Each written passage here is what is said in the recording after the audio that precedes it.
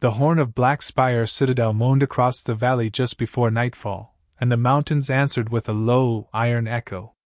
Lanterns bloomed along the cliff road in a serpent of gold, coaches lacquered and crested, banners coughing in the frost.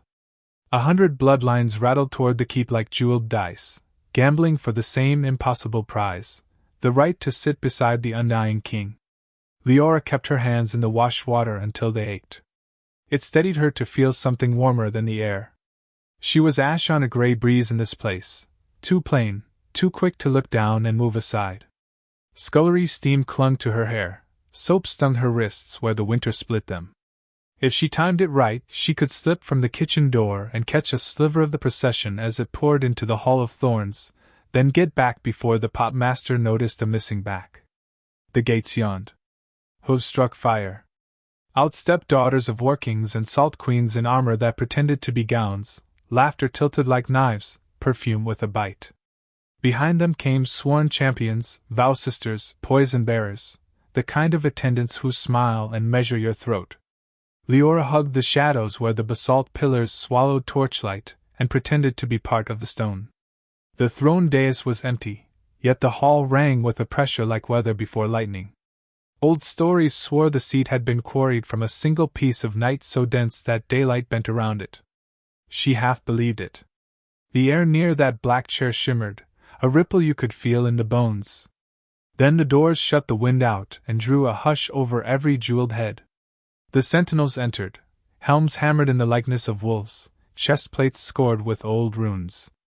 Between them came Theron Vale Blood, the Undying. The murmur of the hall collapsed into silence. He was not the legend made flesh so much as the flesh that explained the legend. Hair like winter ash, eyes caught between Mercury and Moon, a crown too simple to be safe. He moved with a predator's economy, as if each step had already been calculated to end the room where he wanted it. Leora kept her gaze on the flagstones. She did not intend to look up. She was proud of not looking up. She looked up. Only a heartbeat, no more. A silver glance like a blade's flat found her and moved on. But the world did a small, private lurch, and the wash-sore sting of her wrists vanished under a deeper, older ache she had no words for. The king mounted the dais. The throne drank him as a river takes a stone and, in taking, became more itself. Blood of crowns. His voice rolled, low enough to trust. You have come to prove what time has not yet agreed to name. The eternal seat abhors a coward. We begin at moonrise. The hall exhaled, and Leora remembered her breath too late. The potmaster's ladle cracked a pillar not far from her head. Back to the kettles, little ghost, he hissed. Leora ran. Behind her, the Undying King's gaze was already weighing better, brighter lives. And yet a thread had been tied, invisible and unasked, from the dais to a scullery girl who had nothing of a crown but the way her heartbeat tripped at the sound of his voice. Moonrise washed the training yard in a tarnished silver that made every edge look honest. The first trial was not named, trials here never were. Naming things gave them the chance to answer back. The contestants gathered in half-armor and silk, each wearing the color she meant the world to remember when she won. Sentinels unbarred 3 iron kennels and stepped away fast. What came out was not beast or man, but a quarrel between the two. Shadhounds, hound-shaped where the darkness was thick and smoke at the edges, jaws bright with cold fire. Leora had seen their tracks in a book once. The page had smelled of damp and warnings. She was not supposed to be here at the yard's rim, pressed to the frozen lattice of the gate, breath ghosting into the night. But the kitchen had emptied for a better view, and she had learned to become what emptiness asked for. A horn snapped. The hounds leapt. Steel rang. Cloaks flared. A warrior princess from the glacier tongue pivoted low and opened a tendril of darkness like slicing water. Another, veiled in lacquered thorns, steadied a bow and sent a prayer that left her mouth mostly whole. It would have been beautiful if beauty were not so busy with other work. One of the younger hopefuls, blue-laced, small as a question, lost her footing where frost took the stone. The nearest hound surged, smoke ribs knitting and unknitting with hunger. Leora didn't think so much as fail to think. A hand found the length of ash broom she had used to lift boiling pots and swung. The broom caught the hound in the ear that was not an ear and made a sound like a bell deep under water. The thing staggered. The small princess scrambled clear, eyes bright and furious with being alive. A champion in copper stamped a rune into the ground and the hound collapsed into puddled shadow. Silence never falls in a fight. It edged the yard now anyway, tilting heads toward a wrongness. The wrongness was a scullery girl with an ash broom where a spear would have been, standing inside the line of the trial. Leora became aware of the king as if the cold had learned her name. He had stepped down from the dais built into the wall and stood on the yard stone, arms at his sides, gaze unreadable. The sentinels did not move. The hounds worried the edges of the circle, suddenly less hungry than curious. "Who?" someone asked. "A nobody," someone else said. Leora swallowed the heat that climbed her throat. She tried a curtsy her body had never been taught. "Forgive me." I won't." Theron's eyes did not leave her. "You struck to save, not to win," he said, and managed to make the difference ring. He half turned to the field without lifting his voice. "Continue." The trial went on, sharpened now by a new kind of fear, the fear of being measured against something that was not a sword. When it ended, 3 hounds had been unmade, 1 recaged, and more than one rival's smile had become expensive to maintain. Leora returned her broom to its hook with hands that would not forget the shape of an impossible ear. In the doorway mirror, a square of tin polished beyond reason, she caught a face she knew too well. Plain. Tired. Awake where she had not asked to be. Black Spire fed its enemies on the second night. Long tables, low flames, too sweet wine, scatterings of salt that meant 10 different things depending on where you were born. The Undying King did not preside. A captain of sentinels read out the rules of a game that sounded simple and wasn't. On each table, a checkered cloth, a bag of rune tiles, a small bowl of ash. The aim was to build vows. The trick was that every vow you built reopened a passage elsewhere, old sorcery that taught you how every oath was also a key. Break a pattern, and the board woke with teeth. Leora moved with a tray among the colors and rivalries. She learned things a tray taught, which wrist trembled, whose smile lived only in her teeth, where the blind corners in the hall could be made to listen. A tile skittered under her shoe and kissed her ankle bone hard enough to draw breath. She bent to catch it before a heel could grind it to powder. Ash clung to her fingers. The rune looked wrong until it wasn't. 2 strokes twisted like a question mark around a thread. The serving line nudged her forward. The princess she shadowed shook her goblet at Leora without looking and said, "Faster." Leora obeyed, but the rune tugged at her mind like a button that wanted to be unbuttoned. At the far table, the glacier tongue air laid down a chain of winter vows and the squares shivered, turning clear as ice. On the near table, a desert highborn arranged oaths of hospitality until the board softened, then smiled too soon. An edge square snapped and smoked. The vow broke itself and bit her ring. Something was off. Leora could feel it, like a kettle that hadn't been bled of air. The tiles on the central table were wrong side up, all of them. Either the rules were tricky by design, or someone had switched the bag. "Stop," Leora said, quietly and to the tiles, which did not owe her anything. Then louder, before she could be wise. "Stop." Conversation thinned. 100 faces did what 100 faces do when a servant uses a verb. She set her tray down carefully, reached for the nearest tile, and turned it. The rune beneath lit like live coal, and all the other tiles along that row answered, ash smudges brightening to thin, silver flame. The table exhaled. The cloth loosened like a throat swallowing. Oaths unodded. The spring loaded inside the game let go with a sigh you could hear even if you were born where hearing was expensive. Theron's shadow arrived before he did. Leora didn't know how shadows did that. She only knew when he stood beside her, the tiles behaved as if they had been waiting to. "What did you see?" he asked. "That it was upside down," she said, because the true answer felt too large, that it was hungry. "Hungry?" he echoed, amused without softening. He lifted a tile with 2 fingers, turned it, and a faint circle of sound rippled outward, touching each board in turn. Vows settled. The air remembered itself. Leora realized she had been bracing for something to bite her, and felt a laugh try to escape her chest like a trapped sparrow. "Who taught you runes?" he asked, still not looking away. "No one," she said, which wasn't true and was. Her father had taught her letters that wore poor coats. These ones wore better. "I mean bits. In chalk. In dirt. I could be wrong." "Not tonight," Theron said like a verdict. Several heiresses shifted their weight to keep from toppling from the altitude of their pride. Somewhere, glass broke without owning up to it. When Leora returned to the kitchens, someone had cut her blanket in clean, careful strips.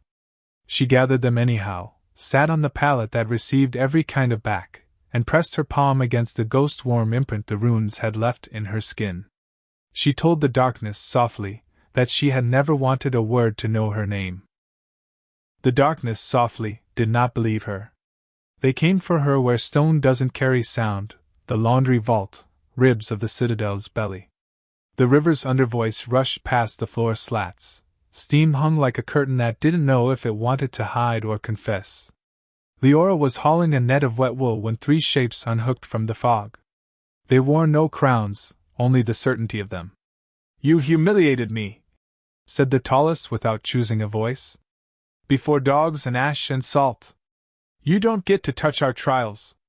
"I don't want your trials," Leora said, discovering at once that wanting is a smaller thing than what wants you. She stepped back into the great tub. The heat laid a red hand on her calves. "Hold her," the tallest said. They were not bad at this. Rich daughters are trained in more than dancing.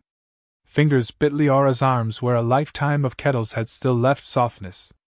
A fourth shape, quiet, efficient, closed the door latch careful as a prayer whispered into the wrong ear. "An accident," someone said. "A fall. A stain of red that never quite leaves the stone." Leora tried to make reason with mouths that didn't need it. She said please in 10 different ways, none of them in words. The tub edge kissed the back of her knees and then her balance did the rest.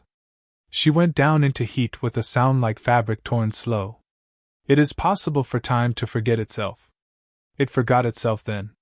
The steam pulled tight as skin. The air sank to a pitch that made hearing go bright. Leora's lungs rebelled, every muscle flaring with the instinct to stand, run, live. She found no purchase. Hands pressed. The water turned to sky and then to iron. Everything stopped. Not the river. Not the heat. But the people. The hands. The steam. The small royal of water, frozen into a sculpture that would make no sense to anyone who didn't know it used to be alive. Sound returned first, in a horizontal line. Then motion, in the wrong order. The door had opened while time was busy elsewhere. Theron stood in it. He didn't have to move. The room adjusted to the fact that he was in it. The women holding Leora let go without deciding to. The water let her stand without making her pay for it. When she coughed, the cough obeyed. "Go," he said, not cruel. "Before I must remember how many fathers I have offended and decide it is not enough." They fled. The latch swung once and was still. Theron crossed to Leora and did not touch her until she reached for the edge and missed, and had to choose between falling and honesty. Then his hand was there, cool from corridors the sun had never found. He steadied her as if the world had always meant to tip and he was used to it. "They will say I favor you," he said, conversational as winter. "They already do," she managed, throat raw. "I didn't ask you to." "No," he agreed. "But the seat did." She stared at him because no other direction made sense. "The seat? The throne? The stone? The thing everyone calls power because we haven't found a better noun. It knows what belongs. It isn't wise, but it remembers." His gaze lowered to the red marks on her arms, then lifted again. "It remembers you." He left her a folded cloak that smelled like cold and cloves. When she returned it to the hooks outside the king's door later, someone had already replaced her shredded blanket with one that didn't itch. No note. No explanation. In the scullery, explanations were something you invented to make a life fit a room. Leora did not sleep. She watched the mouth of the kettle breathe and told herself there were 100 girls in this keep with better faces, better hands, better chances. The kettle inhaled and exhaled and did not disagree, but it did not agree either. The veiled glass corridor held 100 mirrors, none of which admitted to truth. They were old enough to have learned that truth changes shape when you look it in the eye. The fifth trial led the contestants there at dusk, when reflections grow long and tempers short. A queen must know herself, said the sentinel captain, which sounded like a blessing and was a threat.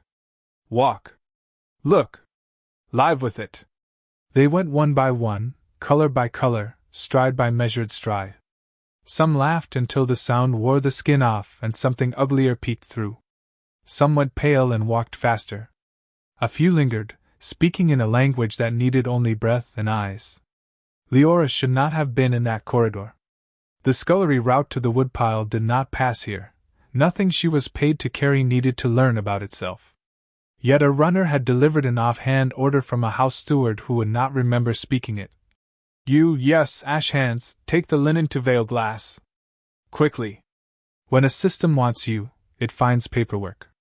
She edged along the wall, bundle tight to her ribs, eyes on the floor. The first mirror she could not help seeing caught her in the act of choosing not to be seen. It showed her older, wrists healed and cracked again, mouth hidden behind a polite line. The next showed her with silver in her eyes where brown should be.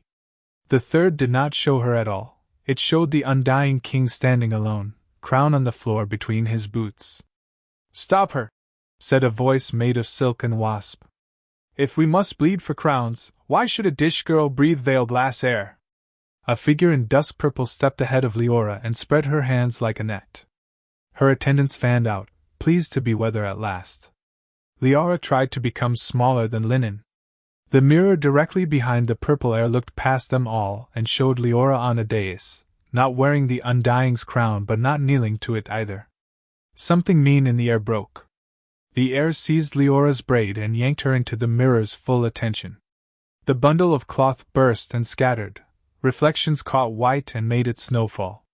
Bow to what you are, the air hissed. A footnote. Release her, said a voice that did not ask. Theron did not appear from anywhere so simple as a door. He arrived in the way a fact arrives, suddenly the only thing you must account for. Purple's grip went slack but not soon enough. Shadows peeled off the mirror frames and braided themselves around her wrist. She gasped as if the air had grown teeth. The king did not look at her. She is under my keeping, he told the hallway, or the mirrors, or the century. Touch her, and I will teach your heirs the cost of your hands. He offered Leora his palm the way a man offers a bridge to somebody who forgot how rivers work. She stared too long. Taking it meant something 100 mirrors would remember. Refusing it meant she was braver than she was. She set her damp fingers in his.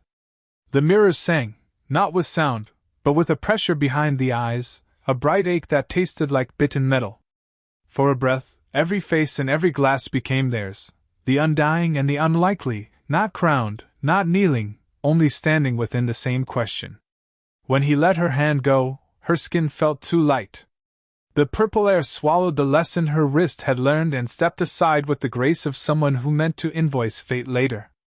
That night, Leora lay awake and learned the hall's noises by heart, the sentry's turn, the griffin weather vane arguing with the wind, the heartbeat thud of the keep when the river struck its piles. She tried to name what she was to the Undying and stopped because names are the first tools enemies steal. What she knew was smaller, and truer, the throne had looked her way. And the look had not bounced. At first light the citadel rang with metal and rumor. Bread lines lengthened, tongues loosened. Leora heard her name the way a woodsman hears snow shift on a slope, soft, then everywhere. She kept to the heat where the world was simple, feed fire, skim scum, stir clockwise for luck. But Black Spire had decided she was part of its vocabulary. Every door she chose opened on a scene that knew her. By noon a runner in black-gray brought a sealed strip of vellum to the kitchens. The potmaster held it like a snake and said, "You. The mark is royal." Leora wiped her hands, left prints of onion and steam on her apron, and broke the wax. A single line in a hand that made precise feel like mercy. Come to the East Bastion. T. The stair wound up along the cliff, wind teasing her hem. The East Bastion was a spine of stones spearing the sky. From its parapets the world looked thin, like a plan drawn in chalk. Theron was alone, or else the shadows were exceptionally polite. He did not greet her like a servant dragged into sunlight.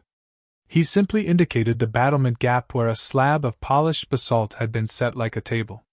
On it lay 3 objects: a strip of leather pricked with tiny holes, a knife the color of fog, and a shard of pale crystal threaded with hairline cracks.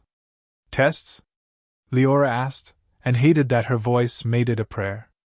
Lessons, he said. From what already knows you. He lifted the leather first. Scent work. Every ruler is hunted. A queen must smell the lies that come for her. He brushed the strip against the wind, and the holes woke with small, spicy ghosts of smell: salted iron, apple skin, bitter almond, honey soured by heat. Tell me what should not be together. Leora closed her eyes. The scents jostled like market folk. She let them try to sell themselves, then refused the ones with false teeth. The almond sits wrong beside the honey, she said slowly. And the apple isn't an apple. It's the barrel. Poison in the sweet, and rot in the vessel. Theron translated without praise, which was praise enough. The knife, almost weightless, learned her grip like an old friend. This is not for throats, he said, reading the little flinch she didn't let reach her face. It's for knots. He drew a cord across the stone, a sailor's snarl that had learned to hate fingers. Untie it without cutting. She failed twice the right way before she succeeded once the wrong way, turning the whole tangle and finding a give that was not in the rope but in the idea of it. The knot sighed and yielded. The shard he did not touch. Pack stone, he said. Most can't wake it. Place your palm on it and ask it what it is. That's not how asking works, she murmured, but she did what the day wanted. Cold bled up her arm. A thin line of silver stitched from her wrist to her throat. The cracks in the crystal brightened and moved like river maps. Leora heard nothing with her ears and everything with the underside of her heart, a chant without words, an oath so old it had learned to be silence. The shard remembered fire in a white bowl, hands ringed in thorn, a vow to stand at a king's shoulder and say, no, when all others said, yes. She pulled back. The silver line faded more slowly than she liked. Theron studied her, weighing results against risk, against want. You wake sleeping tools, he said at last. Useful. Dangerous. I don't want to be either, she said, because honesty sometimes arrived with its boots on. You don't get to choose what you are to fate, he said quietly. Only what you are to me. The wind ate the rest of the words before she could ask for them again. Below, the carriages gleamed like beach fish in the winter light. Above, ravens turned as if stirred by the same unseen hand that had begun to stir her. The next summons was from the court itself, not the king, a parchment dressed in ribbons and spite. Convocation of lineage, every candidate required to present proofs of blood, banners, and right. Leora should not have received a copy. Scullery girls are not lineages. Yet the ribboned letter lay on her palette when she returned from the bastion, smelling faintly of lavender and thunderstorms that never arrive. She brought it to the steward with both hands. This found me, she said. The steward, a man who had crafted his neutrality into a career, evaluated the scrap as if it were an independent nation. You will attend, he decided, eyes never moving above her collarbone. Attend as what? As the problem, he said, so gently it almost passed for kindness. The convocation gathered in the mosaic hall, floor tiled with histories the victors found flattering. Standards sprouted along the walls, wolves, moons, harps, a fish biting its own tail, a sun that looked tired. The Undying did not preside, a panel of old nobles did, cheeks powdered into courage. Princesses named foremothers like charms. Scrolls were unrolled, rings pressed into wax. Some proofs were true, others were true enough to hold until questioned. Leora waited in the aisle's cold seam, ribboned letter in hand, linen apron ghosting her knees where better cloth ought to be. "You there?" called a voice sugared to cut. The purple air, wrists still faintly banded where shadows had remembered her. "What's your crest, kitchen? A ladle rampant on a field of grease?" Laughter obliged. The panel allowed itself a small, brittle smile. "I've no crest," Leora said, steady because she chose to be and because something older had decided it for her. "But I have a name, and I have work that keeps this hall's broth from burning." "We are not tasting soup," Purple said. "We are tasting blood." "Then you will need real mouths," said another voice, old as winter sun. A woman in iron, scarred in ways that looked like geographies, stepped forward from the back of the hall where important people never looked. Her tabard bore an emblem stitched with such modesty it took the eye a second to find it, a white coil of flame circled by thorn. "Lady Hawthornden," someone whispered, not pleased. "We thought your line was unfashionable?" the woman said, which was kinder than extinct. She nodded to Leora once, as if recognizing a scent only she could smell. "The Packstone woke," she told the panel. "When it wakes, we come." "We?" Leora repeated before the room could forbid her. "Hearthwardens," the lady said. "Keepers of refusal. We bind kings to their packs. We burned in the old purges and learned from it. We don't parade." She set a small iron box on the panel's table and thumbed the latch. Inside, wrapped in oilcloth, lay a wafer of pale stone etched with lines like frost on glass. "This is ours, and it sang in the night," she said. "It sings for her." The panel did not wish to hear stones sing. They preferred documents. "Do you assert the scullery girl as a scion?" the leftmost judge asked, voice making the question a crime. "I assert that the throne remembers what banners forget," Lady Hawthornden said. "And that if you fashion a crown ignoring it, the crown will fashion you into a ruin." Silence rearranged itself. The purple air began a sentence that would have been clever had it lived, but a sentinel's spear but touched stone twice, a sound meaning the king is coming.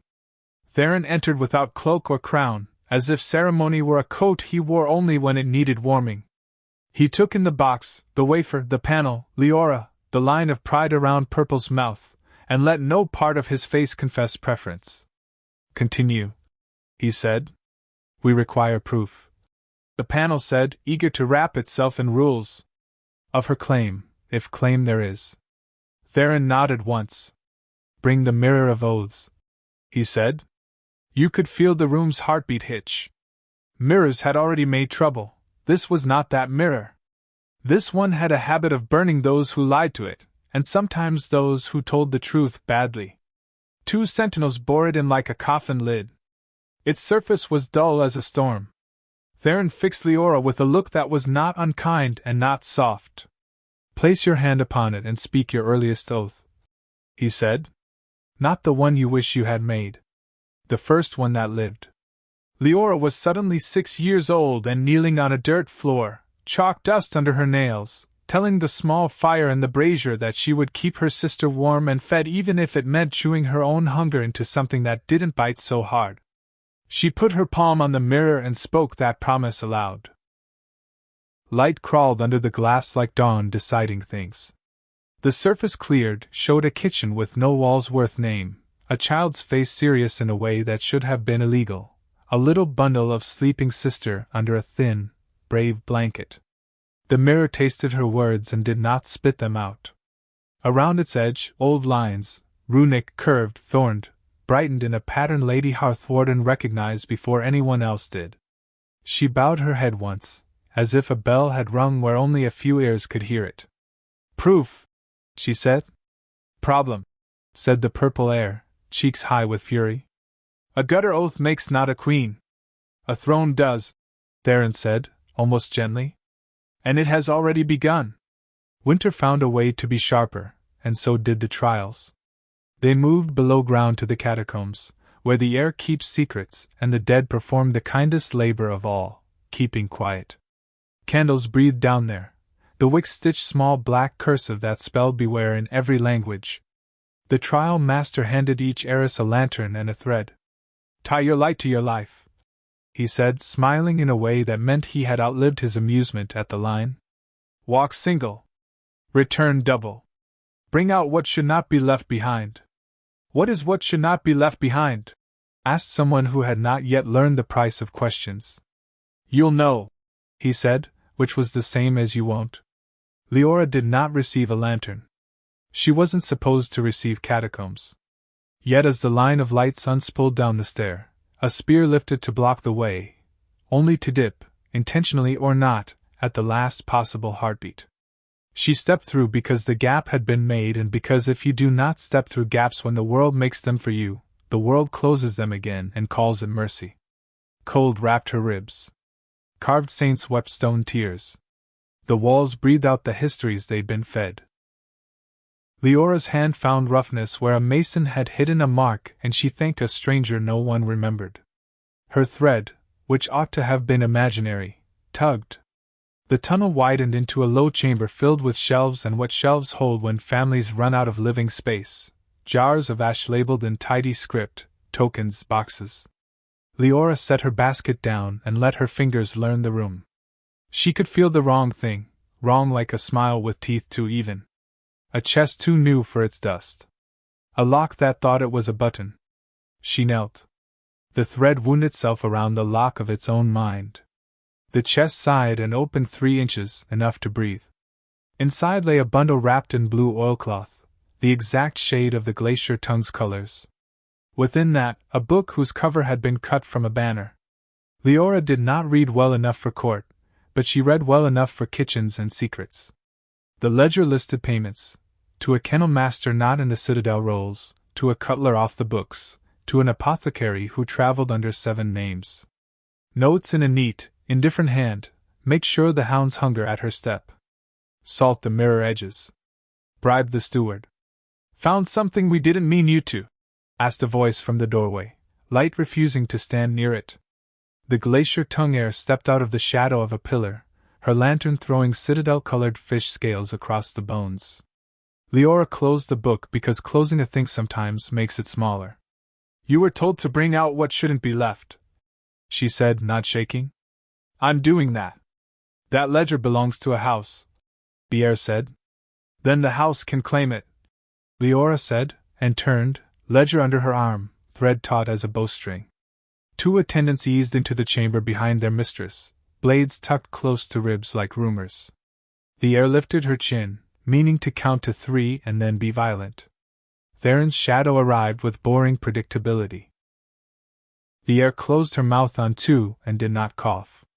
Continue, he told Leora, and to the heir. If this list is yours, you may claim it at the council table. By what right?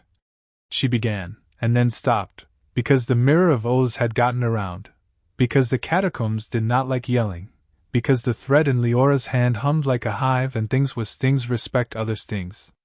Leora climbed with the book. The thread led her true. When she reached the upper hall, its end tied itself to the sentinel's spear as if it had been waiting a long, long time to do exactly that. That night the Undying convened a quiet council that made a louder one unnecessary. No heralds. No fanfare. A table, a map, for people who would not say afterward that they had been there, Theron, Lady Hearthwarden, the steward who had once chosen neutrality and was starting to regret it, and Leora because the ledger was warm when she held it, and cold when anyone else tried. They read. The steward's mouth tightened in small, professional ways that meant he was adding columns. Lady Hearthwarden tapped a line with a knuckle that had broken on something that deserved it. The payments touch 3 houses, she said. And ripple 7. Theron did not look pleased. Kings rarely are when reminded how clever large families can be.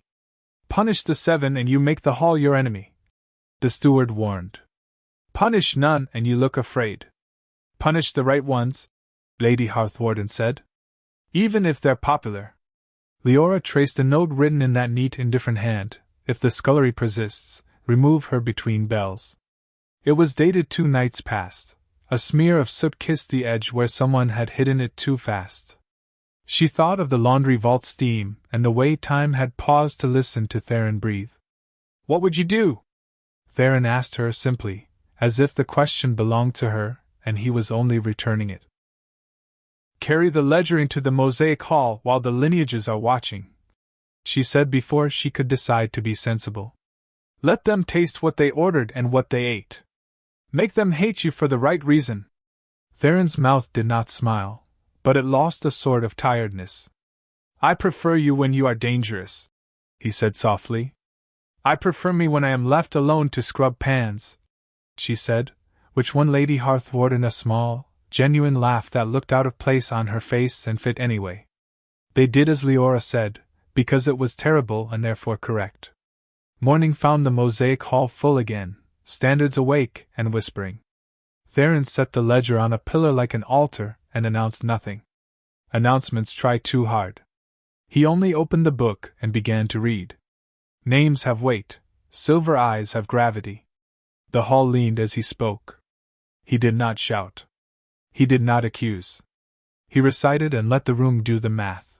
Hounds that leapt at certain ankles, mirrors salted to bite particular faces, guards paid to forget inches of corridor at precise bells. At first the implicated houses arranged their faces into masks that said nonsense. Then private calculations faltered. Then rage found purchase on the wrong rocks and slid away. By the time Theron closed the book, 3 banners had furled themselves from shame or strategy. It didn't matter which.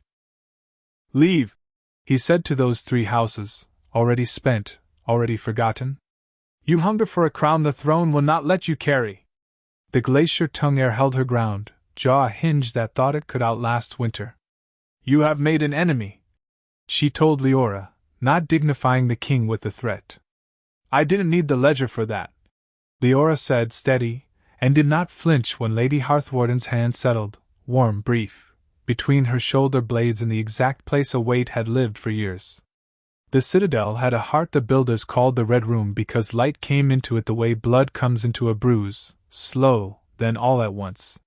You reached it by agreeing with 6 wrong turns and 3 stairs that counted backward. Theron brought Leora there at dusk with no escort, no cloak. The walls were mineral, veined with mica that pretended to be stars. In the center, upon a pedestal low enough to humble anyone who approached, rested the crown unworn. It was not beautiful. Beauty is a trick crowns play when they wish to be forgiven. This one was thin and thorned, the metal not gold, not silver, something quieter that drank color and returned it truer. Along its inside curve, a line of runes lay asleep. "The throne binds 2 ways," Theron said. His voice sounded different here, as if the room remembered how he had sounded when he was still learning to be a man in it. "To wear the crown, I must be named by something older than war. And so must she who sits beside me. I am not your she," Leora said, and heard the ghost of want in the denial and hated it for being honest. "You are the throne's," he countered without triumph. "Which is worse for us both." He did not reach for the crown. He offered her the pedestal's base, stone, breath cold. "Lay your hand here," he said. "If it wakes to you, we will have to learn fast. If it doesn't, then some enemy will laugh tonight and think themselves safe for a while, and I will punish that thought out of them, and we will be poorer." Leora thought of the laundry vault, of the bastion wind, of a mirror that had shown a child keeping a promise nobody of rank had heard. She set her palm to the stone. Nothing happened. Relief is a cheap wine that goes to the head. It hit her fast enough to make her sway. Then the stone beneath her hand chilled, warmed, and settled into something like a heartbeat answering hers when it could have ignored it. The runes along the crown's inner edge woke one by one, fireflies deciding the night was worth it after all. Not a blaze. Not a coronation. An acknowledgement. Theron exhaled through his nose, a sound that was not surprise and not victory. "It will want you," he said, almost to the crown. "But it wants you alive." He lifted her hand away slowly, as if coaxing it from a nettle patch. "We'll sleep the crown again," he told the room, and the runes, obedient, dimmed, leaving only the sense that the dark watched and had thoughts about what it saw. He turned to Leora and, for the first time, let the mask of Undying slide. The man beneath was tired, and afraid in a way that meant he had counted fear and decided to spend it anyway. "If I set this on your brow tonight," he said. You would die before dawn from 100 small knives, and the throne would make me live through each knife twice, because that is what it does with regret. I don't want a crown, she said, quiet as a bruise. I don't want you in one, he said, not moving nearer, not moving away. They stood there until the mica decided to sparkle again. When he escorted her out, the wrong turns became right long enough to let them pass. At the door he said, Tomorrow the trial will be the hunt. That sounds like men, she said, dry in self-defense. It sounds like the thing under the mountain that eats men, he said. The revenant boar. It learns the taste of a house and hunts it for a century. Whose house does it want? She asked. Mine, he said. And now, perhaps, yours. She went back to the scullery and scrubbed a kettle until the bottom showed her a face she did not recognize and could not yet afford to meet. Outside, the ravens turned on a wind that had decided to freshen for war. Inside, Leora counted her breaths like coins and saved every single one. The hunt began with no dawn. The sky simply went from dark to darker, a lid closing on the world. Horns brayed from the cliff paths and the castle's beasts, real and carved, answered in tones that remembered older wars. Every house sent a champion. They were told the revenant boar slept beneath the birch hills, its tusks soaked in curse, its hide thick with the memory of every blade that had failed to pierce it. Whoever brought back a single tusk would be declared the hunt's victor, and one step nearer the eternal throne. Leora was not summoned.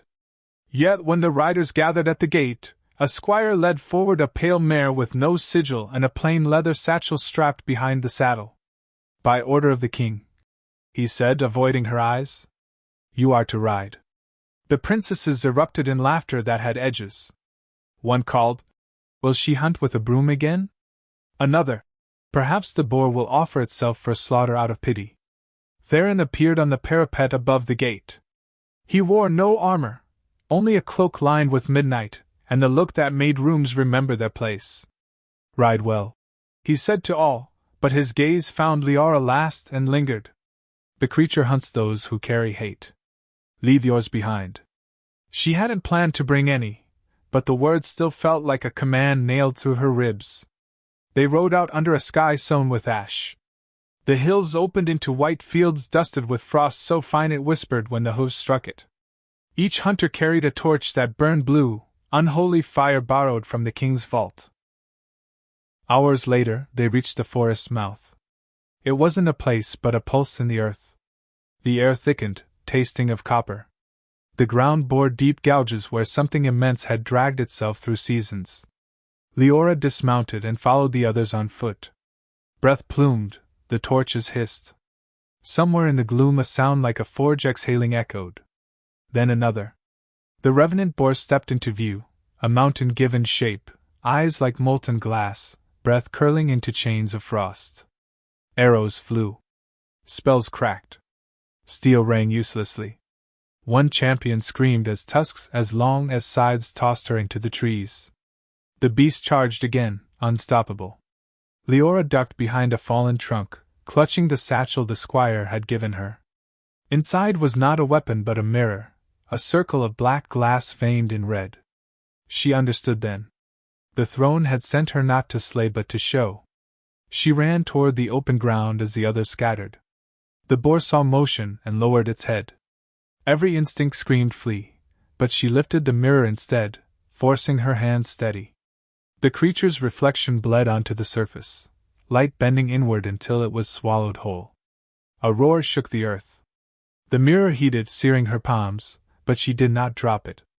When the glare faded, the revenant was still, but changed. Its eyes, once flame, dulled to moonlight. It looked at her as though it recognized something, then collapsed, turning to dust that smelled faintly of rain after drought. The riders emerged, stunned. The glacier tongue air spat. Trickery! She used his magic. Theron's voice came from the trees.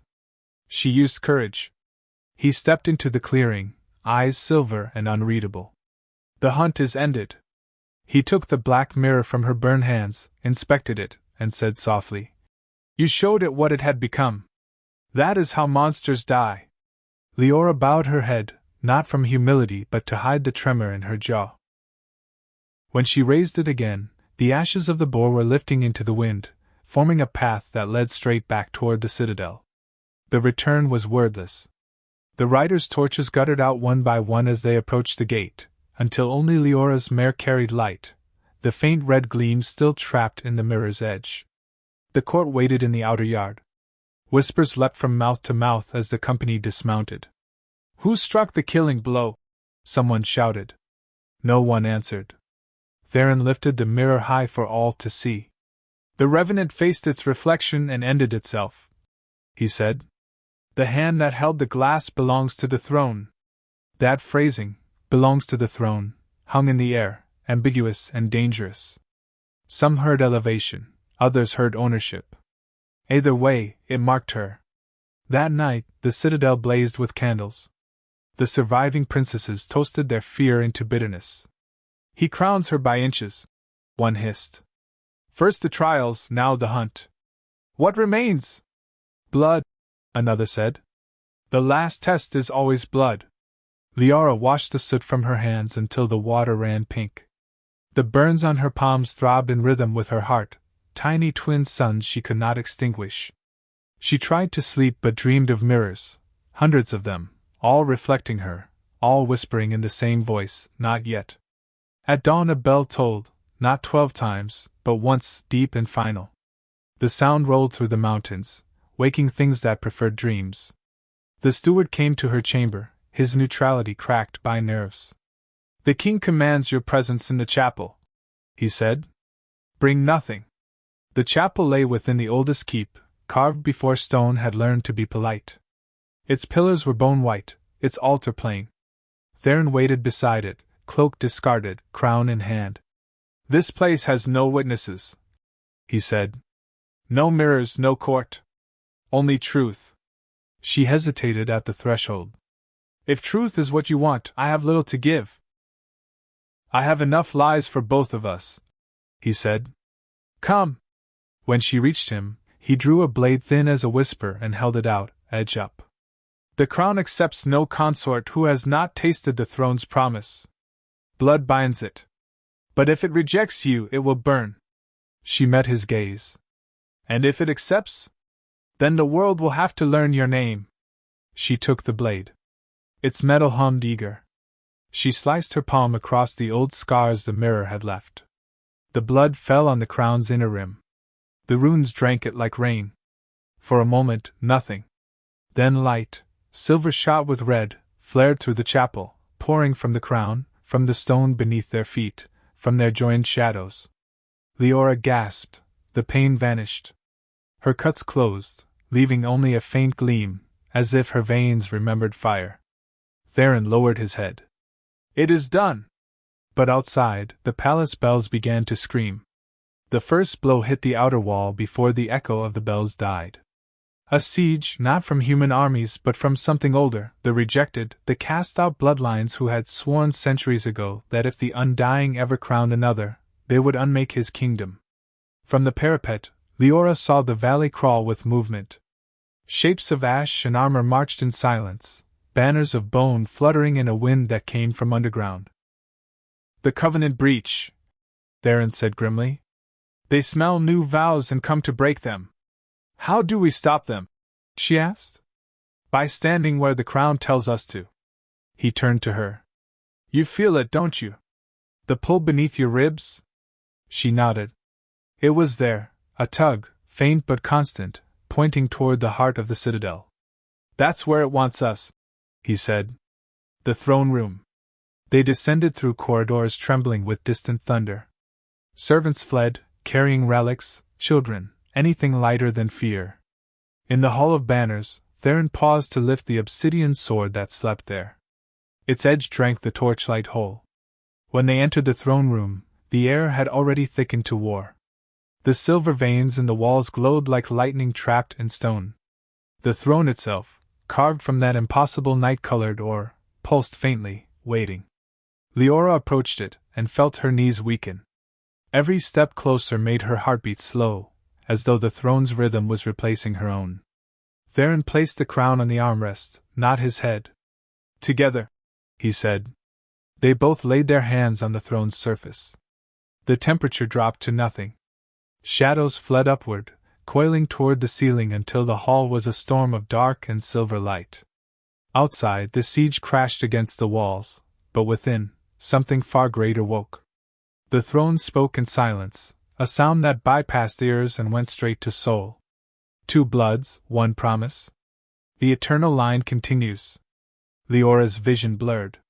She saw flashes, her ancestors in armor of light, their blades crossing above a crown not yet forged, the first vampire king bowing to a mortal woman whose eyes burned like hers.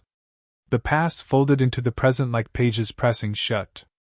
When she blinked, the hall was empty except for the fallen crown, gleaming faintly. Theron was on his knees, breath ragged, blood seeping from his temple. "Did we fail?" she whispered. He looked up at her, eyes still silver but softer now, mortal around the edges. "No. The throne took what it needed." "What was that?" "Everything we were before this moment." The doors burst open. Wind howled through, a wind made of ash and screams.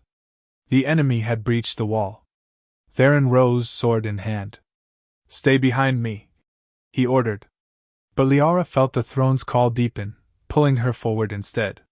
She stepped past him, her burned palms glowing faintly once more. The veins of silver in the stone brightened as she moved. "Liara!"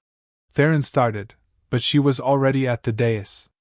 The throne flared alive, its light exploding outward in a pulse that tore through the hall, through the walls, through the valley itself.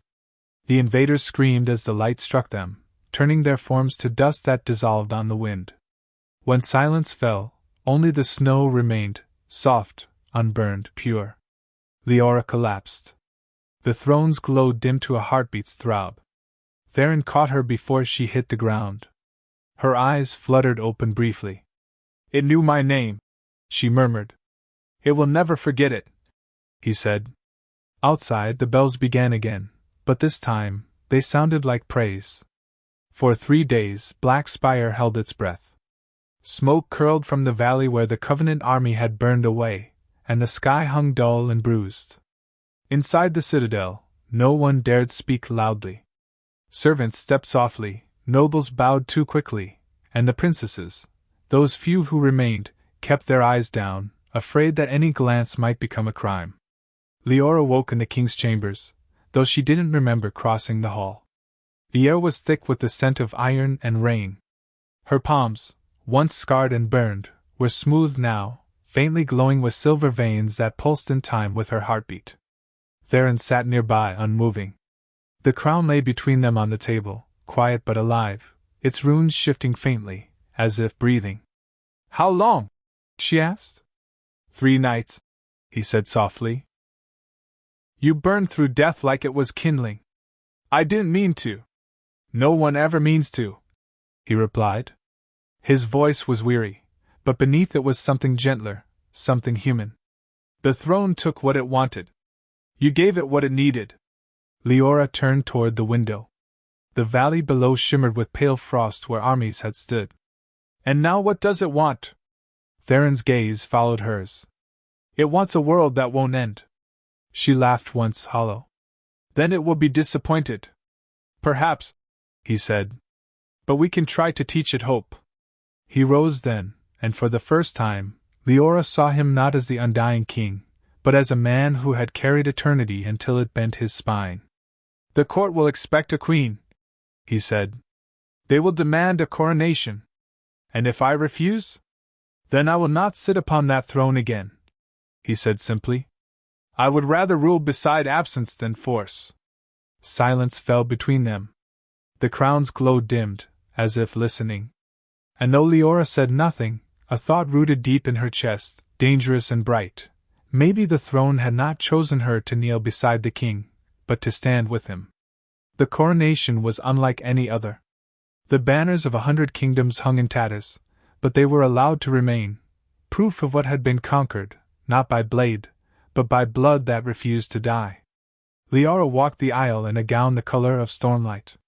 No jewels, no crown yet, only the faint silver glow that traced her veins like a living sigil. The nobles bowed low, not from reverence, but from awe wrapped in fear. Theron waited beside the throne, the black crown in his hands.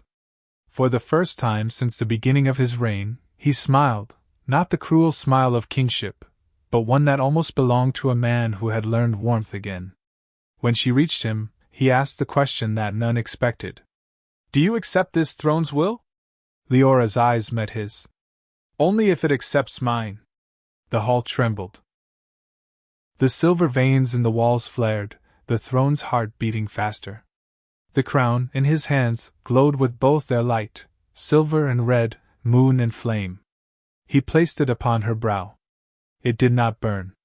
The torches along the walls ignited in unison, their fire white and pure. The nobles gasped. The servants wept. The echoes of the old war fled into the cracks of the stone. "Rise, Leora of Ashthorn," Theron said, voice like thunder and grace. "Queen of the eternal throne." But she did not rise alone.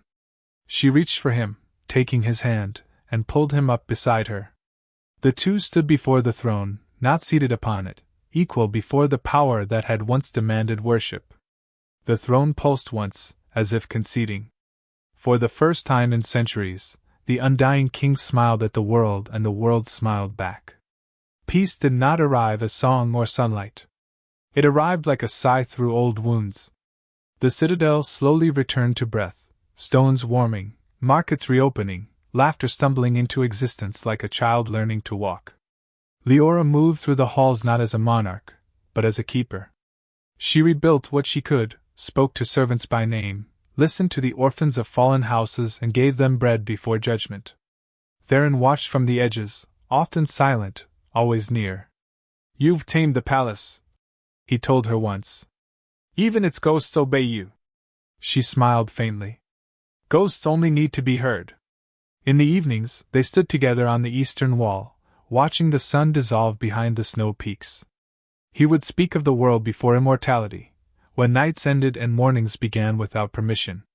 She would listen, tracing the silver in her palms where once there had been scars. The crown remained on the throne's armrest, never worn again. It no longer needed to be. Its runes had dimmed to contentment, their light moving instead through Leora's veins, through the king's eyes, through every torch that refused to die out. Yet sometimes, when the wind rose, she could still hear the faint hum of the throne beneath the floor, a reminder that peace, like power, must be tended. Winter melted into thaw, and the valley bloomed again. The people returned to the roads, to the fields, to their songs. Travelers began to whisper of the change in the north, of a king who no longer devoured, and a queen who healed with her hands. Still, not everyone believed. The world rarely trusts miracles. Messengers came from distant realms demanding proof, treaties, signs. Leora answered with kindness, Theron answered with silence. Together they built a council of both mortal and immortal bloodlines, vowing that the eternal throne would no longer command through fear, but through choice.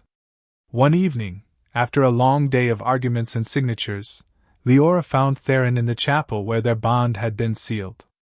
He stood before the empty altar, the crown in his hands once more. "You kept it," she said softly. "It keeps me," he replied. "Every ruler dreams of ending their own story, Leora. But eternity denies us endings." She stepped closer, laying a hand over his. "Then maybe our story isn't meant to end. Maybe it's meant to be shared until the throne forgets what loneliness is." He looked at her for a long moment, the weight of centuries caught between them, and then, finally, he let the crown rest upon the altar.